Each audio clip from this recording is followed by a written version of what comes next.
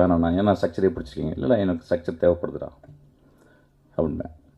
இந்த படத்தில் அவன் வந்து ரொம்ப அழகாக ஸ்ட்ரக்சரே இல்லாமல் அண்டர்லைனிங்காக ஒரு ஸ்ட்ரக்சரை மனிதத்தன்மையை மட்டும் வச்சு ஒரு படமாக பண்ணியிருக்கான். இதில் ரொம்ப ஆச்சரியமான காம்பினேஷன் கேட்டால் வந்து சிவா வந்தது. ஆக்சுவலாக எனக்கு சிவாவை நம்பிக்கை இல்லை. சிவா எப்படி இந்த படத்தில் நடிப்பான் இந்த பையன்?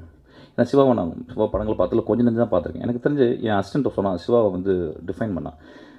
சார் வேர்ல்டுலே ஒரு ஆக்டரு இந்த மாதிரி ஒரு இல்லை சார், அது என்ன பேசுனாலும் காமெடி வருது, ஆனால் சீரியஸாகவே பேசுகிறாரு, ஒரு ஐரனியே படம் வாழ்க்கை ஃபுல்லாக படம் ஃபுல்லாக இருக்குது சார் அப்படின்னு சொன்னான். ஆக்சுவலாக ஸோ நான் சில கிளிப்பிங்ஸ்லாம் பார்க்கும்போது திடீர்னு போலீஸாக வந்து சிவா வந்து நிற்பான். ஆக்சுவலாக பார்த்தா விழுந்து விழுந்து சிரிப்பாங்க எல்லாருமே தேட்டரில்.